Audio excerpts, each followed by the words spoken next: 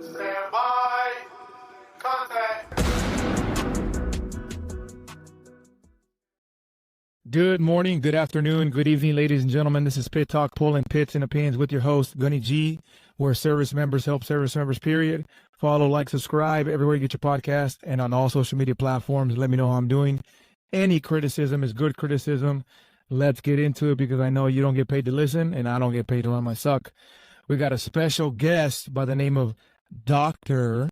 Jose Flores. Give him a round of applause, ladies and gentlemen. I know he's a busy man. We finally got him in here. Go ahead and say what's up, brief background, and where you from, all that good stuff. Yeah, I think you're cutting out, brother. Yeah, I think you cut out, but yeah, I just want to say hello, and happy to be here. Go ahead. Brief background, how long you've been in, where you served, capacities, things of that nature. Yes, so I've been in over 15 years. This August will be 16 years. Served a little everywhere. First duty station Okinawa, Camp Hansen, which ironically comes full circle because that's where I'm at now. I did T by trade, so transportation. From there, I went to an artillery battery in Camp Lejeune. Did some time on the East Coast. Then I volunteered for recruiting duty. I was trying to go back to Texas. Send me to New York because I was a single sergeant. So I went to New York. All blessing in disguise though. Went to New York. Then I got orders to California CLB5, which is MLG logistics. Did some time there. I did deploy from Okinawa, CLB5 it deployed. And then during that deployment, I requested to go to the drill field, which I didn't think was going to get approved, but that was God's plan for me. So I ended up going to the drill field, did some time there, then went back to the fleet, and like less than a month later, I was deployed again. And then, so now I'm PCS to Okinawa, Japan, Camp Hansen. Dang, I would say, what do you want to be called, Doc? Jose, or Sergeant, what do you want? Just will satisfy. That's fine. Okay, hey, I'll tell you before, I know we're recording now. I think your internet is either my internet laggy or your internet laggy, but you're cutting in and out. Yeah, I'm closing some of these windows. I'm not sure exactly, but I was saying that going by Jose is fine. I don't need a professional title. That was just a self goal, but I don't really go by it. Like I wouldn't be offended if somebody doesn't call me that. Okay. You're coming in clear, a little bit hotter. That's nice. Okay, so you're full circle Camp Hansen, right back to where your stopping ground. That's awesome. Yes, sir. Okay, hey, I will tell you what. I know that education is important to you, but we're going to touch on that a little bit later. And I want to get in right in the meat and potatoes, man. Hey, we deal with mental health. Why is it so poor now and previous to 2020? Because 2020 exacerbated all those challenges, all that stressor came from 2020, right? COVID, the pandemic, whatever the case may be. Why is mental health such a big deal now, and why did 2020 do that to us? Yeah, I think mental health has always been, should have always been a priority. I think it's something that was overlooked. We actually had a discussion about that today. I think the Marine Corps uniquely, we have a stigma that we got to be strong. We're first to fight, we're tip of the spear. We're kind of bred that from recruit training all the way up. But to answer your question, I think it's a priority because when you look at even statistical data, if you want to be an analytical person, or suicide rate has gone up, there's divorce rate has gone up. So there's a lot of research to back these issues. And I think that as leaders, we're kind of going away from the post-war era, and then we kind of hit a new adversity, the pandemic. But I think mental health is such a huge deal. It's uncomfortable conversation, very controversial. It could be very subjective, but I think that it does warrant a attention because, like you and I, being staff and COs, we'll take care of everybody else. You know what I mean? We're there for everybody else, but who takes care of us? Who do we talk to? I think, and we're the more you move up, it's kind of like your circle gets smaller. And if you don't have if you don't identify it, then sometimes your mental health starts going, to those continuums where it'd be yellow, orange, and now you're in the red and you don't realize it. So I think this is important because it's our health. We're still men and women, we're still human. And we're not Superman, we're not Superwoman, so I think it's something that we need to pay attention to. I think you hit the nail on the head. I think it was always an issue. I think, but how does that affect spirituality, man? Experience, whole well-being, right, and mental health. I think they go hand in hand. You post a lot about being spiritual, about having faith in God, and all that good stuff. Well, how does that help your mental health, and why do you think people's are lacking right now? Yeah, no, great question. For me, spiritual, we can categorize spiritual fitness, but it goes hand in hand with my mental agility. I don't think that with the way I lead, the people under my purview, not just like those directly impacting it, but even from a social media standpoint, I think that taking on all those other, all those additional, I wouldn't call them stressors, but that additional, to me, it's not just what I can do. I have to root myself in a stronger belief bigger than myself. We can tie it into servant leadership. As much as burned out as I am, if somebody called me today and was like, "Hey, I need help," I'm gonna drop what I'm doing, help them out. I'm sure you would too. For me, it my spiritual side. It allows me to tap into that. I guess you could say like a superhuman power, and understand why I'm doing it. So for me, when I root myself in the spiritual realm, no longer thinking about like, oh, I got to get up at 4 a.m. or I got to do this. You serve a bigger purpose. And without turning to religious talk, I mean, the Bible tells you everything we're supposed to do. It tells us the way we're supposed to love, the way we're supposed to lead, forgive others, even people that cast stones in you. To me, that helps stay rooted, because once you start deteriorating your mental health, you start getting weary, you start getting tired, you start getting mentally run down. And that could affect your way to lead.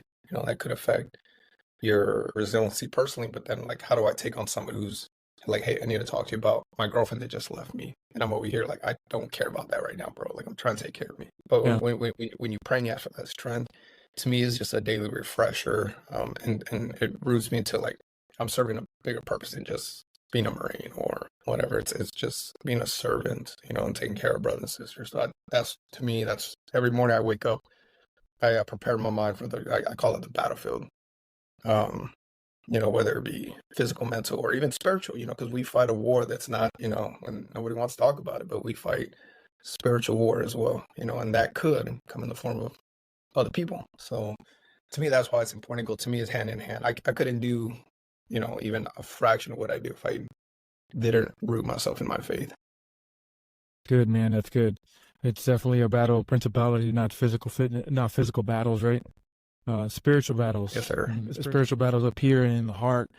And I think that because I think it's, as a society, we're not co-aligned, or we're not aligned spiritually, right? I think that does play a factor, it does play a role in terms of how we tackle the day-to-day, the stressors and the taskers. And I think you can agree, every day's a hill. Every day's a hill.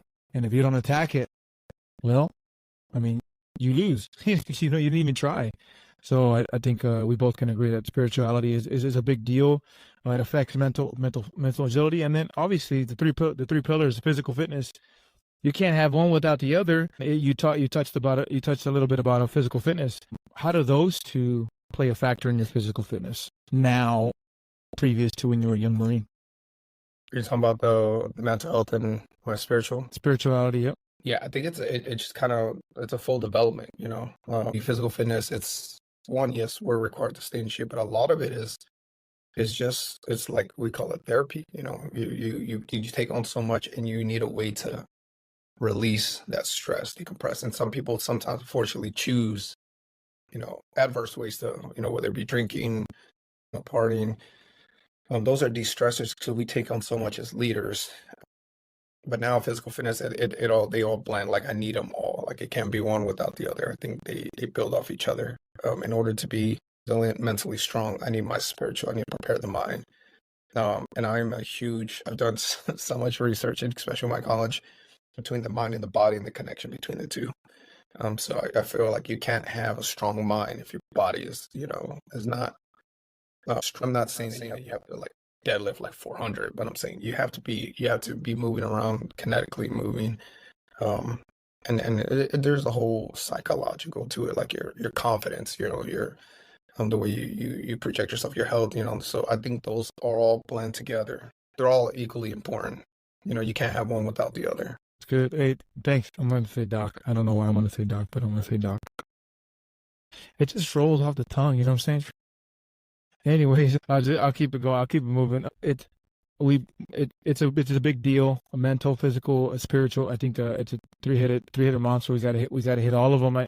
And why is education so big? Why was it a bucket? Why is it a item on your bucket list? Why was it so important to you? Yeah, so I wasn't actually really good at school growing up. But the reason that it was such a huge deal initially was because I wasn't going to join the Marine Corps. Never had any family in the Marine Corps. Came from a very traditional Mexican family, very poor. And I think I joined in 2008. So Iraq was hot, war was hot, casualties in media, everything, newspaper, casualty, mass casualty, every war. And I remember fast forwarding to kind of speed things up. I got approached by a recruiter, to tell me everything I wanted to hear. But to answer your question, the reason education was so important because that was the only way that my mom and dad would sign my parental consent for me to join at 17. Yes, they were like, we're not joining because my mom dropped out of fourth grade. She legally migrated to the United States. Fourth grade, no education. And we suffered because of it because, she had to get a underpaid job. My father graduated high school, didn't went to college. I'm the oldest of 6 children. So my parents, I was the oldest boy. My sister went to college, came back in a semester. So to me, my mom was like, you need to go to school, Mijo. And I remember her telling me, like, I don't care if you're in Iraq, I don't care if you're in Afghanistan, you're going to go to school. So originally that was my why to start college. And I did. I fulfilled my obligations. And then again, I'm very big on God does everything for a reason. I was good in it, but that was in Okinawa. So my mom wasn't able to attend that graduation. So then I decided to pursue a bachelor's in the States so that she could attend the graduation and I can hand her my diploma. And then my master's there's a whole story on that. But eventually it led to my doctoral. Like at the beginning of this podcast, I told you that I didn't do it because I didn't want a title I did it because that was literally like my dad's dying words to me. My dad, we had a very unorthodox relationship. Never said he was proud of me. And I'm like, Dad, I just did this. I remember going back home when my mom called me. She's like, your dad's on life support. He's got 48 hours to live. And I flew as a recruiter from New York. My brother came in. He was in the Marines too. He flew in from Hawaii. And my dad was already kind of like shut down. He was like kind of like in this vegetable state. And I was like, Dad, I'm here. And I was just trying to get him to say he was proud of me because I knew he was dying. I was like, Dad, I won recruit of the year. I got my master's degree. I got a 4.0. I bought a brand new car. I'm doing great. I got meritorious promoted status. Or, just trying to get any reaction. And he didn't. And I was there. And then finally, after about an hour, he kind of like, because he was kind of like in this shut down vegetable state. And then he kind of like came to his conscious and he looked at me like, well, is that you? And I jump up and I'm like, Dad, it's me. I got married. I got meritorious status for it. I was recruited the entire nation. All these things. And then I was like, I got a master's degree. And then he just stops. He was like, go for your doctorates. And I'm just like, what? Like, you didn't hear anything I just said? I was like, I just said I was like, Dad, I'm still in the Marines. And it was like, yeah, we've never had a doctor in the family. Like, I want my son to be a doctor. And I joke about it now, but I told my mom, I was like, it's Dad's time to go. Like, he needs to shut down. I was like, Dad, I look at my mom and I tell her, I was like, hey, he doesn't know that. I was like, Dad, I'm still active duty. He was like, go for your doctorates. And I'm trying to reason with him. Like, I don't even care about him being proud at this point. I just, don't want that to be his dying words. And it was, he shut down. And that was the last thing he told me. He was like, Mijo, go for your doctorates. And, he kind of shuts down. When I look at my mom and I'm trying to reason with her, she's like, Mijo, that's what he said. Like, that was between you two. Like, I'm not part of that. And I was like, yeah, but I was like, did I hear him right? Like, he should, like, yeah, he said, go for your doctorate. And I'm like trying to like, oh no, it kind of sounds like maybe he said I want a Dr. Pepper, or maybe I like go see a doctor. Like no, he said go get your doctor's Yeah, degree. yeah. Yeah, I remember him specifically saying like go be Dr. Flores. So that was the why. That was the why that I pursued the doctoral. And yeah, a lot of adversity, a lot of late nights, a lot of sacrifice, a lot of discipline, resiliency. But I did it, and without getting, because I do get a little emotional when it comes to that. But my dad never said he was proud of me, but I remember that day that I defended my dissertation, and for the first time, those, because it's a panel of doctors, it's like most nervous board I've ever been on, not doctoral, like panel, and I defended, and then after that they reconvene, and then they come back and they let you know whether you got it or not. And I was there with my whole family. My mom was there, my son was there. I streamed it live on Instagram. Like I had over 8,000 people watching me live. So I was like, I'm either gonna be a hero to accomplish my dream, or I'm about to make a fool of myself. So they came back up and they started negative. I was like, oh man, my heart started to sink. I was like, Dad, I let you down. And then they were like, congratulations, Dr. Flores, like you successfully passed. And I just remember like the excitement that I got. My son didn't know what was going on. Everybody started clapping. My son's clapping. He had no idea what's going on. My mom was happy. But I felt my dad watching from heaven. He was like, I'm proud of you. And that, to me, that was the closure I needed, because that's what I wanted. I was like, I just wanted you to be proud of me. Like when I got that, that's why that doctor is so near and dear. It's not, don't carry it because I want to be called that, or because and that's what a lot of people don't understand, unfortunately, because they could come across like, why are you being an overachiever? Why are you doing this? Like, even my peers, like, why are you trying to outdo us? I'm like, bro, like, has nothing to do with you and me, has nothing to do with anything. Like, this was a personal promise that I made my dad, Yeah. That was, It's not, I would say, I'll watch what I say, but congratulations, man. It's a big deal. How was it on your time? How was it on your family? How was it on the Marine Corps? Like, what is it that you get wave tops? Like, what is it that you did that was so stressful and during that time? How long was it? So the online portion, which is the classes, I did it throughout the work of my deployment. I did classes while I was deployed. So those classes are not like the hard part. The hard part was once I finished all the educational classroom time, and I had to conduct a study. So that was very tedious because I had to do that in my off time. So I started it, and eventually led into my tours, the drill instructor side, to really take advantage of my off post. And I remember like I'm sure I see the hats in the background. Like, as a green belt, or even as a new like senior, you're there from like anywhere from 4 a.m. to like sometimes even midnight. With all the preparation, without getting too much into detail. And I remember, you're probably gonna think I'm crazy, but I remember being like 2200, and I was like, I still got to do my due diligence, still got to do my duties, like, and then I still got to write after this. So I remember like 22, and I would like, and then even before I do that, I would go home, visit my son, kiss him, say I love you, and then come back and then start writing. I remember like taking pre-workout like at 2200, and everybody's like, what are you doing? Like, they're all getting ready to go on the rack, and I was like, bro, I still got a long way to go, because I'm gonna drive, go see my Hell son. yeah. And they're like, he's not gonna remember, like, he doesn't know, but I know. And even if it's just to kiss him, hug him, and then come back and still have the mental clarity to write. But I remember like whenever I would say I'm tired, or I'm late, or I'm exhausted, I would think about my dad, and we would have conversations. He was like, "You promised me this, and you're making excuses. You're not dead. You're not tired." Like, and I remember like praying, and he was like, "You do this, like you will change your name for the rest of your life. Like, sacrifice this time. The most important thing was fulfill what I asked you to do for me." So yeah, it was very, very strenuous, very exhausting. And then it wasn't even just that, but on a doctoral collegiate level, like everything has, analyzed to like the minute details. So I remember my chapters, my dissertation got like rejected like over 200 times. So that's another thing is like, like you submit it and you're happy, and then they kick it back. They're like, this is not doctoral level. And you're like, what? Yeah. And so and rejection hurts, So going over there and then just finding that mental capacity, like, okay, I'm gonna get better. I'm gonna write more. I'm gonna read more. Like I'm gonna study.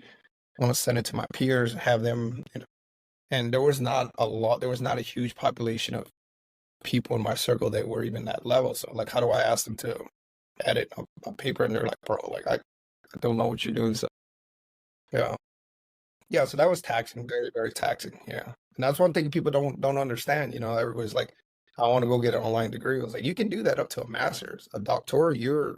I had to request permission from headquarters Marine Corps just to interview Marines, and you both know that request alone took like half a year. So those are small things that like, yeah, and then this is not, you can't chat PT a paper like you're conducting a study. Like this is a study that nobody has done because you're adding on to existing literature. So there's no blueprint. There's no, like copy this, like you're getting data, you're analyzing it, you're producing. And my dissertation was like 300 pages. It's like writing a My book. goodness. Yeah, man. So that Yeah. was, looking it back, I don't know how I did. A lot of energy drinks too. Yeah. We call them waddies. I'm sure you Yeah. remember those. That's great. That's crazy, man. I'll tell you what. Hey, if it ain't you, who is it then? You know what I'm saying? Like, if you look at back at your family, at your roots, who else, right? Who else is gonna do it? And the challenge was given to you, man. And you definitely, obviously, you reap what you sow, man. And look at you now. I am zealous, and that is the goal. That is the end all be all for me before I retired in the Marine Corps, right? You have inspired. I'm like, this dude is he in the Marine Corps and he's a doctor? There's no way. Like, how does that happen? And that was my inspiration. Like, look, every duty station that I complete, I finish a degree level, right? So next, my next is my bachelor's degree. The next duty station is my master's, and then right before I retire, that's the plan, and I get it. I don't know what it had, and I already have you in my electronic Rolodex, so I know exactly what I have to do in terms of Marine Corps, right? Because those are already added Yes. friction points for us. So hey, congratulations, man, from me to you, if it means at all anything, but that's awesome. It's awesome to think that you did as a Marine. Nobody has an excuse, but yet we transition out, and service members they got military life and then they got academic environments, and the culture shock in between the two from going in and out of the Marine Corps, in and out of the service. Why do they struggle so much? Look, humble bragging, dog. Like, you set the bar. Like, what is their excuse? Honestly, if they can't do it now, it should be easier when they transition, no? Yeah, no, absolutely. I think they put up these, I don't want to say excuses because I don't want to come off condescending, but they kind of push it off like it's going to get easier when I get out because I don't have, formations, I don't have this, I don't have that. And their primary focus is their MOS, their occupation. And I don't think they're thinking outside the box of your off time. That's where you make your money. Your off time is for your late nights. And I've always had this analogy because people are like, I don't have time for that. I don't have time for this. And my motto was from midnight to 04. That is your time. Like, I just found you your time. Like, no one's gonna bother you. No one's gonna, there's no meetings. There's no. Yeah. So midnight to 04, I was like, hey, I just found you your time. And they're like, well, I need sleep. I need this. Someone's like, well, you're gonna have to figure out if that's how you really want it. So to me, midnight was like, okay, this is where I get started. I still got to be a dad. Still got to do all this stuff. But I think they make excuses like, I'll do it when I get out because I'm working my 9 to 5 almost. Then I get out and I need to decompress, or I need time off, or I need to prepare for the next day. They're not thinking, and they're not really investing in themselves.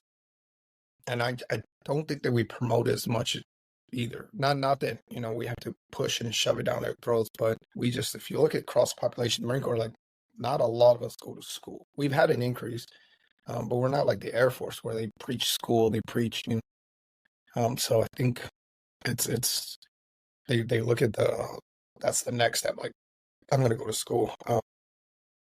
But it is kind of heartbreaking because, I'm not saying everybody needs to go get a doctorate or a master's, but like I tell all the Marines under my purview, I was like, you should at least achieve an associate before you get out. But yeah, that's always been my mentality. I just think they're not thinking outside the box. Let me throw this at you. Let's see if it sticks. You talking about think outside the box. But let me throw this out you. The organization as a whole is a war-fighting organization. And our primary goal is to win wars, win battles, and be America's 911. Where in that mix does school honestly fall? If we're not proficient at our MOS and our occupational abilities, right? That's our prime. That's why we signed up, right? Yes, a school was the added caveat to the contract, sure, but our primary job is to do our job and be war fighters. And when anything outside of that is just kind of, it's already the time constraints alone. Some of us work from 06 to 1800, and then just like you talk about, I still have to be a dad, I still have to be a husband, I still have to do this, maybe even some of us have part-time jobs because the money that we make isn't enough, right? Especially in certain states. I know plenty of people out here in Washington that have a part-time job to subsidize their military pay because the tax is high here in Washington state, the mortgage is high here. So it's like, yeah, I understand what you're saying, but honestly, I think time constraints is a benefactor to us going to school on our off time, even during working hours, right? We're so busy with this task, that task, this task. Be fair, I think it's a leg to stand on, don't you think? Yeah, no, and all very, very great question. I would kind of throw it back on you. Those that you say that, yeah, your primary job is, that we're war fighters, whatever. But I would challenge you that I have never met a Marine that works from 04 to midnight and only their occupation. If you know somebody like that, I'd love to meet them.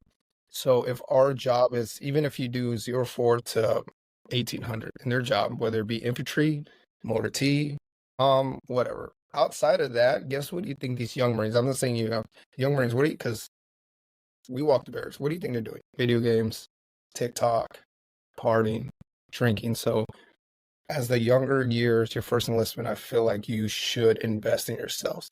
And the benefit to that, because remember, I started this podcast saying that I wasn't the smartest, but because of my education, I was able to develop emotional intelligence. I was able to develop ways to communicate, to empathize, to communicate from a PFC to a lieutenant general. So that's what the education gave me. And a lot of it, believe it or not, because I have gone through those dark valleys in my career, in my life, a lot of this literature, like this college, it allowed me to identify like how to bounce back, so build that mental resiliency that I don't think that, reading the Bible, it just hearing these stories, because I did go through some traumatic experiences, and hearing these stories, it gave me hope. So I would say that it's an investment in you, but to kind of help you out, because we are busy. The thing that people don't know is that everything you do in the military, you already have college credits. A recruit that graduates boot camp, either coast, they'll leave with 13 college hours. You know what I mean? So Wow. apply that. Yeah. And then you get another 6 at MCT. I'm a truck driver. I got 9 credits from that. So I'm already, as a basic recruit going to the fleet, I'm already 20 hours deep in college. That's 1/3 of my associates.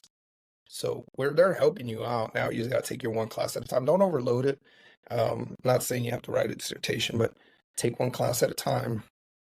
And it helps. There's so many benefits because you're taking advantage of your off time. You're occupied. So I'm not thinking about doing, so, you and I both know a bored Marine is a dangerous Marine. The Marine doesn't have anything outside, and he's got a 72 or 96, and he's not going anywhere, or we're in Okinawa and it's typhoon season. If they don't have college, or they don't have something other than video games, they're going to start doing, some wild stuff. So to me, that's how it's assisted me. But just there's things that training can't provide you. And I lean along the leadership, communication, and then the emotional intelligence, how to empathize with people, and that's to me, it's a lot of reading, a lot of college, being able to communicate, write emails, draft policies. It's helped me out significantly now as a company first sergeant. Awards, Marines do great. I have no experience. I don't know how to write. I don't know anything about literature, proofreading. Then I'm like, yeah, man, whatever. Like, yeah, you deserve it now, but I don't know what I'm doing. I don't know how to write. So what do you think I'm going to do? I'm going to put it on him. Like, oh, you don't deserve it. Like, whatever, suck it up. Like, good job. But it's because I have a deficiency. I don't know how to write. Rather than be like, hey, I will write you this award. Recognize that Marine. That Marine's going to go tell everybody in his buddy. He's going to blast it over social media. And you might have saved that Marine, to re-enlist because you recognize him. But I didn't know because no one teaches that. It's not like we have a PME. We're like, hey, write this NAM, So that's what I would say. Yeah, well, that's along the lines of my MOS. But you touched about your son and about making time for your son. I'm assuming, I'm not assuming, I know, I'm assuming that your son lives with his mother. Okay. And how do you balance family, supporting your son financially while still being present emotionally, right? You got your job that takes your time away, that takes you, obviously you make money off of financially, right? And I know that you have, I'm assuming you still have your real estate license. Right. So you got those two things and you do that on your off time. How does that affect your family dynamic and then still being able to be present emotionally for your son? Yeah, no, and even his mother, right? Because you have to have communication with her. Yeah, no, great question. I think the start of it was because we were married. We went through a divorce. The first thing was establishing a good because nobody divorces. A lot of people don't divorce off of good terms. It's not like, hey, it's not working out. A lot of times there's certain things that lead up to it, but going back to that literature, that's what helped me find that maturity, that professionalism, that healing where I was like, hey, it's not about you, it's not about me. I have a lot of emotion, but I want us to have a good relationship for our son because he sees everything, he sees the way I talk to her, he sees the way we address each other. So that was the very first thing that I had to do was heal that relationship, and become friends again, communicate. So that was the first thing. Once we did that, we were able to, because even though we have our 50-50 custody, a majority of the time when I was stationed in the States, he was with me, like I had him a majority of the time. And we do have a parental agreement, but it's our communication is really good that you're like, hey, I'm working late, like you can keep him. But I wouldn't like to put work or school before him. Like he gets his dad time. And that will he's asleep and now I'm going to open up the laptop and do school. Or for my, for real estate, take him with me. I was like, hey, we're going to go on a road trip, like just dad and son, so I'm killing two birds with one stone. So he's coming with me, but I'm doing that for a couple of reasons. One, I spent time with him. So you remember, it's like my dad always made time, but two, visually show him what a hardworking man is like. Because he's seen everything, and now when he grows up, he's like, I remember my dad always working, always reading, always like. So I'm already imprinted in his head to develop a work ethic. So it's a fair balance, very very tough balance to do them all. But I think my child will always come first. So it's a very very unique. If that means you wake up early, go to gym while he's asleep. That means you go to school while he's asleep. Or while he's, you're doing your Marine Corps duties during the day, so he's at school, you're at work, so you're not really. But it's finding, and then just doing those extra little things, on the weekends, dedicating the first half of the day to him, or your children, and small little things, taking them to school, those little things that were like, hey, I don't have time. We do, and he sees it. Our relationship is amazing, and I love my child, and I don't think that he ever feels it as much as I do. I don't think he ever feels like he's neglected, because I don't want to be one of those dads who are like, hey dad, I'm always working. Like he doesn't feel that. Like I give him his dad time. So yeah, it is awesome. It is exhausting. Yeah, especially I was talking to a couple, guests, actually I know them, Godfrey and then Gunny Laza from Hawaii. They talk about single parenting struggles. You're in that shoot. You're in the shoot with that. Yes. The demanding time, especially as a first sergeant, as an 89, 99 man. I'll tell you what. At least here in my experience in Washington State, these guys are busy. was legal, and legal, right? And I applaud them, man. Like, that's crazy because who's getting the phone call? You are. And that sometimes does it fall within your son's time? I don't know. I mean, that's on you, right? But you talked about hard work ethic. What values and beliefs do you plan on instilling in your son? And then share that with us, because it sounds like you have a good head on your shoulders from spirituality, values and beliefs. What do you want to teach your son? Obviously, hardworking. What's another one? Yeah, hard work. I think just respect, hard work. I want to encourage him to be religious, but I'm not going to force it on him. But I want to teach him hardworking. But I think the root of it is like anything he sets his mind to, he can do. And I try to prove that, like, because I don't know what he's going to wants to be. If he wants to grow up and be a ballerina dancer, then, God bless. Go be the best ballerina dancer ever. Even if I'm like, I don't agree. So just teach him that anything is accomplishable, anything's attainable. You just set your mind to, you work hard, and he sees it. And I think he was, kind of hearing him interact with his friends, and he says it in a way like, oh, my dad has a lot of money. He goes, but he says that because he was like, he works a lot. Like, he's a very hardworking dad. He loves me. He's like always providing. And he like refers to me like he's like, my dad's like my best friend. Like, he's always there. I can count on him. To me, that's winning, because again, you alluded to it, I'm a single parent. Sometimes we do this with the children, either mom or dad, and we do an amazing job, and his mom's an amazing woman, but we reconvene. We're like, hey, what's best for our child, and to kind of get into a touchy subject that even includes, her choice of, dating outside, because she's dating somebody, and I have to be okay with that as long as the three of us are on the understand, because they have a very serious relationship, and I'm like, hey, our child comes first. And I tell him like, hey, if you teach my son how to ride a bike, which he did on deployment, and I'm not gonna take it like personal. I was like, you're developing like, my son, because he was like, hey, how's his dad's gonna feel? I was like, I'm not that immature. Like, you're developing something, you're helping him. So I don't, Jose Flores, like maybe 5-10 years ago, like, no, you're not teaching my son anything. I'm the dad, I do that, but I'm not there. I'm deployed. I'm serving my country. But to have that maturity in that profession, like, hey man, like, I appreciate you. You're in a sense playing dad's role. Come on, and that's a hard pill to swallow. And I say that because of single parents. But when you look at the bigger picture, and I go back to my faith, I was like, hey God, like, I'm just blessed that he's learning how to ride a bike instead of who's teaching him. There you go. Yeah. Yeah. So I look at it as like we're able to provide that and communicating with her, because he was, he felt very threatened. I was like, bro, I'm not. I felt like being too vulnerable on this podcast. I was like, bro, like we tried. I gave her. It's okay to cry, man. I got a shoulder right here, dog. Yeah, Don't know exactly. about it. Yeah. So so we tried, I love her unconditionally, and it didn't work out for us. That was not God's plan, but doesn't mean that we have to be miserable. So we still have a child to raise. And I think us doing the best for him, but I brought all that up to show him that, because there's lessons in that too. Forgiveness, there's co-parenting, there's love. Because when you love your child so much, like, those factors alone, like, I just want, he's happy, he knows how to ride a bike.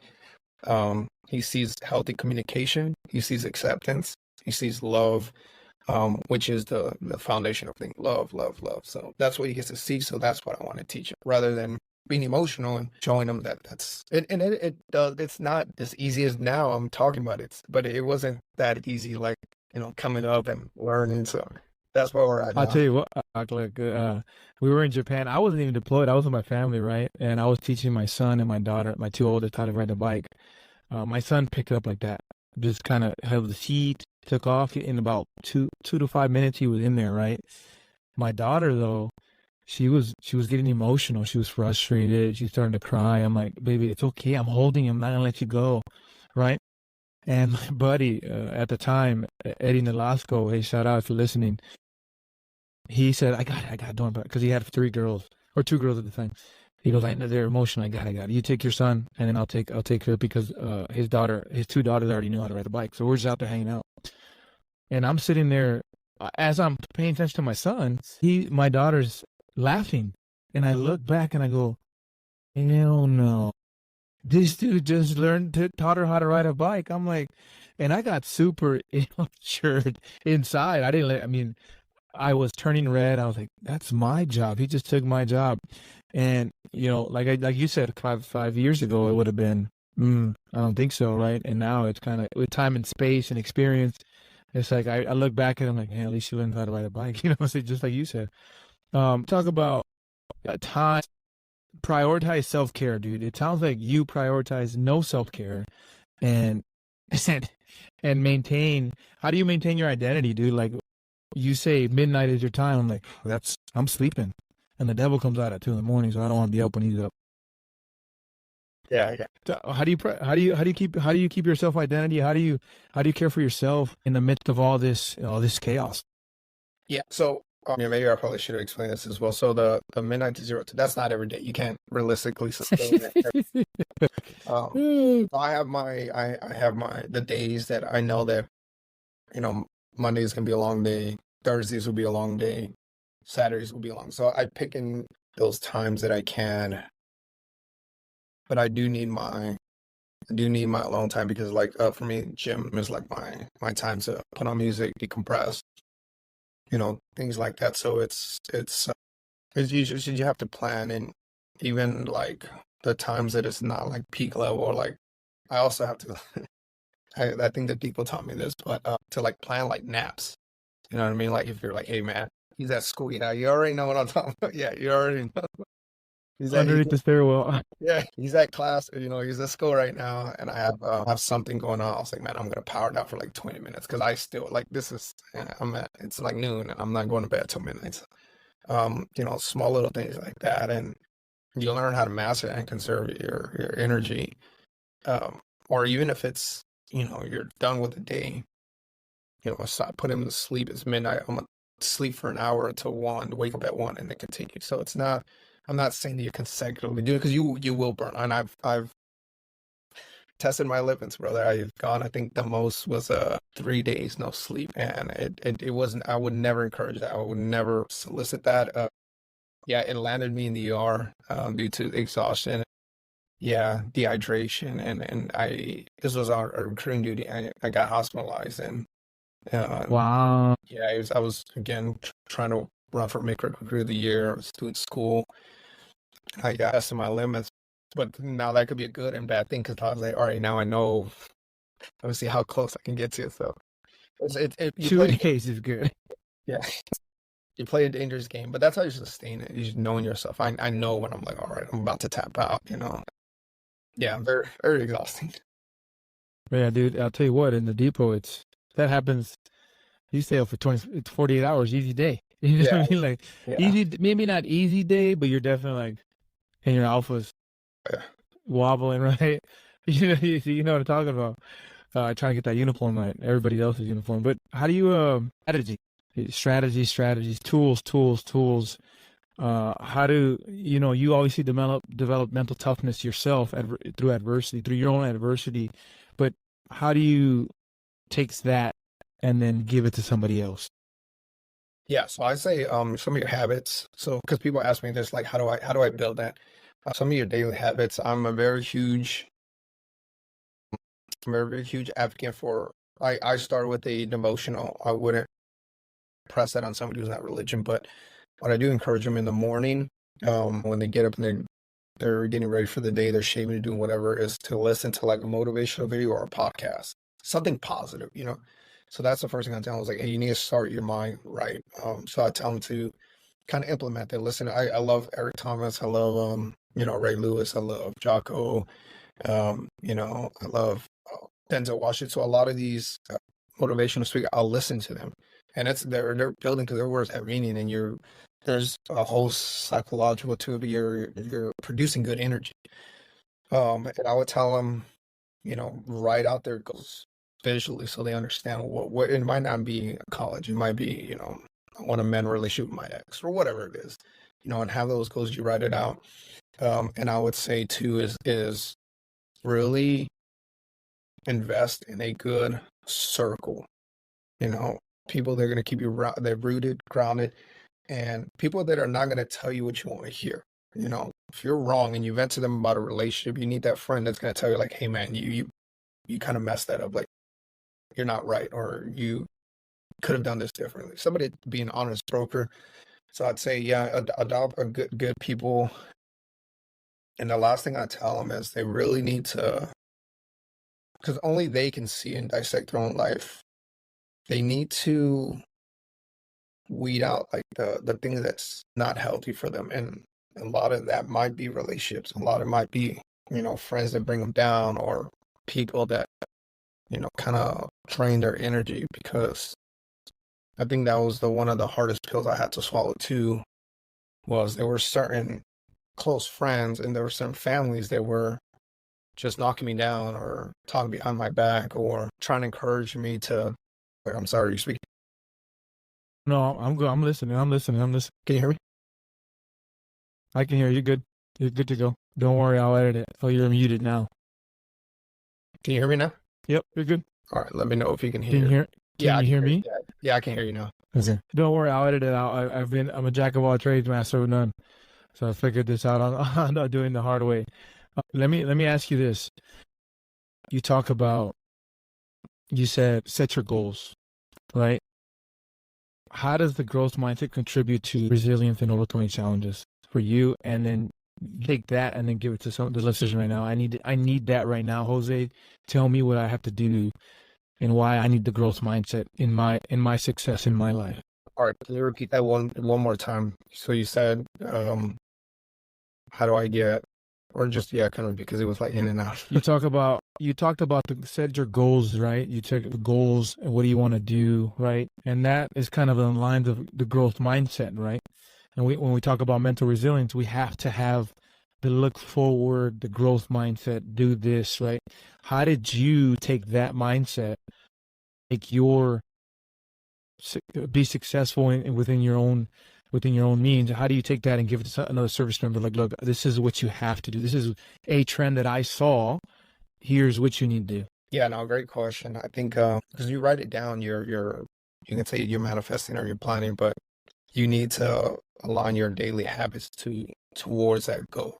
So when you hit a little block, you go through a relationship issue, or you get, bad paper, or whatever it is, a ticket, speeding ticket, or something, you remind yourself like, hey, this is what I'm doing. If it's for you, right, like me, before I got my doctoral, I would write every single day, Dr. Flores, like I would write it out. So everything that I would occur that day, whether it be bad, I would look back and be like, this is my goal. I have to do something to align. Or even if you don't contribute to that goal, you still want to write it out, because you don't want to do anything to damage that goal. So if you're chasing promotion or a degree or whatever, and you start engaging in habits like drinking or clubbing or whatever, and you remind yourself like, that is not in alliance with my goal. So that was a trend that I saw, is people would say something like, I want to get a bachelor's, or I want to get whatever, and they didn't have a deliberate plan. Because then a year later, I'd say, hey, how's the bachelor's going? I put on pause because and I just get a laundry list of, I was like, did you write it down? Did you make goals? I was like, I'm gonna wait to, and there's always, I'm gonna wait to deployment, I'm gonna wait to the SCA, I'm gonna wait to my child turns, whatever. And then I graduated high school in 2008. I have people since 2008 that said they were going to get a degree. We're 2024 now, and they've been saying the same thing. Oh, next year. And in reality, like, the sad truth is they may never achieve it. So to answer your question, they write it out, degree or whatever it is, and they make plans. Like, what do I need to do? Like, I need to enroll by Friday. I need to, start my first class by June, and I need to complete this by whatever. And they have a plan. So now that they have something tangible that they can see, and then whenever they hit that resilience, they're like, hey, whatever it is, I'm not doing good because I just broke with my girlfriend. Like, all right, well, that, train still moves on. You still need to start class this day, and you're making a deliberate plan. And that is just one example, but you have to write it down. You have to visualize it. You almost have to become like obsessed with that goal. I study Kobe Bryant a lot, and he becomes obsessed. And like, whatever his goals, you're like, I'm going to do this. That's non-negotiable. When I set out that I was going to be Dr. Flores, non-negotiable. And people told me I was crazy, and they were like, "You're not gonna be able to do that. Not on active duty, not as a drill instructor." Like, and I became obsessed. So I was like, you don't understand. Like, I need to do this for my dad. This is not about me. I don't care if I'm tired. I don't care if I'm gonna break. Like, I will die trying. And I became obsessed at writing that literature, that review. Um, but it took a lot of writing. And then I would say, Thursday night I will write 1 page on my dissertation. That was a tangible goal. And so when Thursday comes and I'm like, "Oh, the boys want to go out," I'm like, "Well, you said you were going to write a page, and you wrote it down. Like, this is on your to-do list." To me, that helped. Like, "Hey guys, I'm gonna stay back." And they're like, "Why?" I was like, "I'd write a page." So that kept me rooted. If not, I would have easily been next year, next year, next year. That's what I would say. A practical way is write it down and create habits that build up to it. Eliminate habits that steer you away from that goal. And I think that has helped me out. The trend was they didn't write it down, they didn't have a plan, and they kept making excuses. They're just gonna keep pushing their goal, down the line. Yeah, that's crazy. I mean, because I tell you what, I put you talk about putting off things, and I did that when I had a goal, like submit a package now, wait for the acceptance of the package, and once I get accepted or not accepted, I'll go back to school. But then I realized I'm in limbo. Like, I'm just waiting. What's the excuse now? Like, I got to get enrolled, so I'm enrolled back in school. Nor here or there, but here's what I'll say. To sum it all up, man, I'll tell you what. The reason why I wanted to bring you on is because I want to be as transparent as possible, and your life, with your life experience, with your time, with what you're doing now, you have a lot to offer. And to be honest, man, you're teaching me as I listen to you speak. You got a lot to offer. Service members across the spectrum need guidance. They need experience. They need people that have been through it, done it. Can you hear me? Mental health is a big deal. It's always going to be a big deal now so much more after 2020. What can you do right now? What is one of those things that, hey, those people that are not listening anymore, they're not here no more, what could you have told them to do something different? Yeah, that's a great question. And I think we do need attention to mental health. And I know we've already heard the phrase where they say it's okay to not be okay. But a lot of the, irreversible decisions that happened, they didn't have a bad life. They didn't have, it was just, it's not that they didn't want to be here or they wanted to take an action, as they were so much in pain that they just wanted the pain to stop, So I think it's important for us to take care of yourself. And I'll be, again, very transparent, brother. I'm a huge hypocrite when I say this, because I was actually reflecting on this yesterday. I was like, bro, like, I'm strong for everybody. And that's the thing, is that when you're strong, like, everybody expects, like, you would be surprised how many people don't call and check on me, say, "Hey man, how are you doing?" Because they were like, "Hey, you're strong, you're this, you're at the top."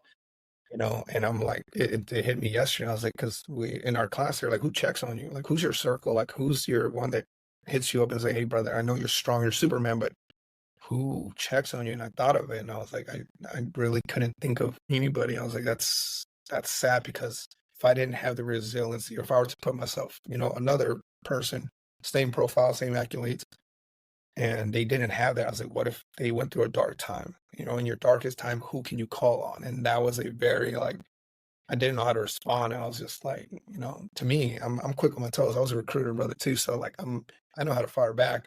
And when they asked me that, I was like, I didn't know what to say. I was like, wow, like, it just made me pay more attention to my mental health. I was like, hey, I need, even though I was able to become self-efficient, like, that's not to say that in 10 years that I don't, deteriorate or some life happens.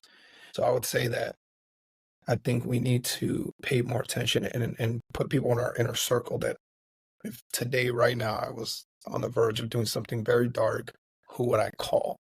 And putting that inner circle. So I think develop relationships is powerful, and just check in on each other, man. Like, I think and I know this is going to be very, very sensitive, but because you and I have been in the military for a while, like, something happens to somebody, we see all those social media blasts, he was a great person, she was a great person.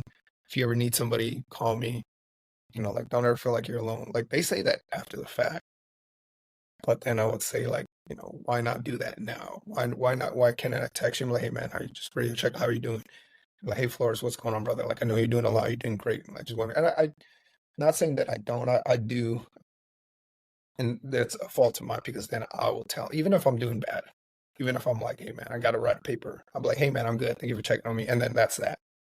Instead of being like, you know what, I am feeling a little overwhelmed, and that's a fault to me because I don't open up. So, yeah, I'll say that is one, taking a real deep evaluation of yourself, especially for the strong people, for the people that are at the top, the colonels, the generals, the sergeant majors, the first sergeants, the CEOs, the first responders, like check on those people because sometimes, we all fight demons in battles. Yeah, you have no idea. A lot of us mask them and we know how to be strong because we're a shield for everybody else. So to go back, if, for those people that, I would say like, hey, it's a storm. You're going to get over it. Like, it's not a bad life, like let's take care of you. And it just takes that. I'm telling you, brother, like social media is powerful. I will be very raw, very authentic with you that, I will be proud to say that I have literally saved lives off of social media. It could be a quote, Bible verse that I posted, and then somebody had me like, hey, do you have a second? The moment somebody says that, I already know. I'll say, yeah, and like, talk to me. Like, what's up? And like, I'm thinking about doing something dumb. And people that I've never met.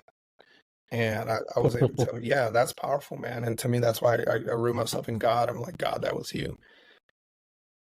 And just being present, I was like, yeah, what's going on? And when we talk about it, and then I would share very, very raw, like things that I overcame, and you're like, wow, and look where you're at now. I was like, exactly, like this is what I want for you. Help, let me pull you out of that hole, out of that storm.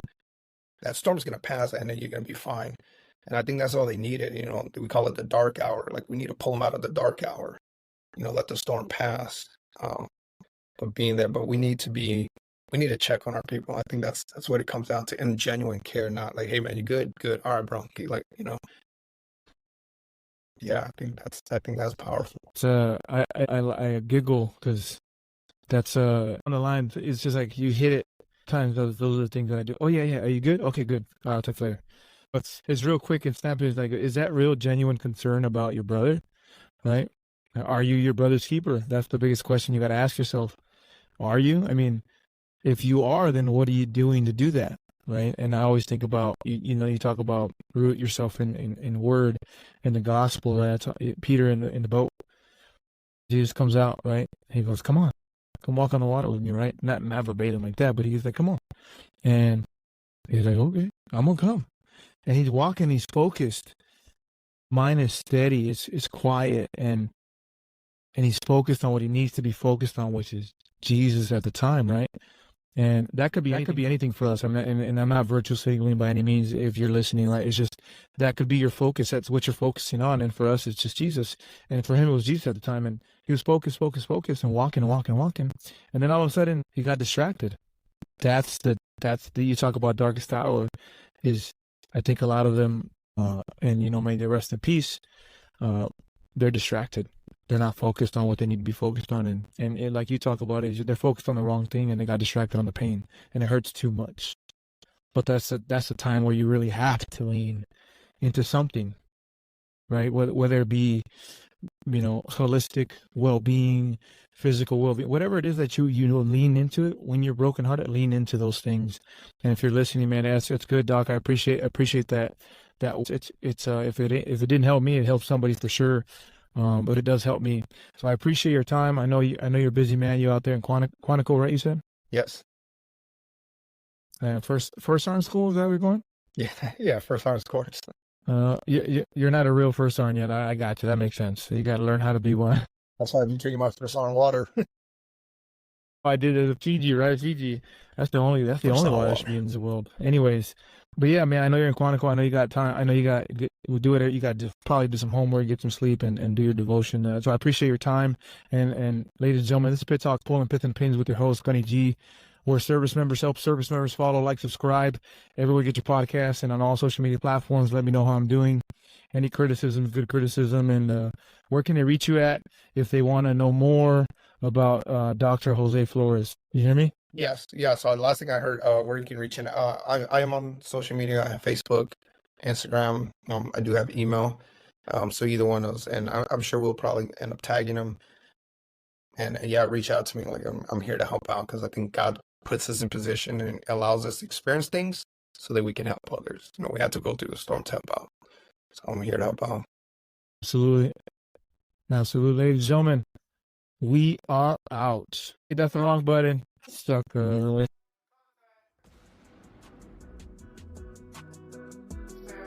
Stand by, contact. Ceasefire. Stand by, contact, contact. Ceasefire. Pit Talk is a podcast featuring active service members who discuss their thoughts and opinions on various issues surrounding military life, current events, and history. The statements heard here are the opinions of its members and guests. These do not necessarily reflect the views of the Department of Defense and are not endorsed or sponsored in any way. Listener, viewer discretion advised.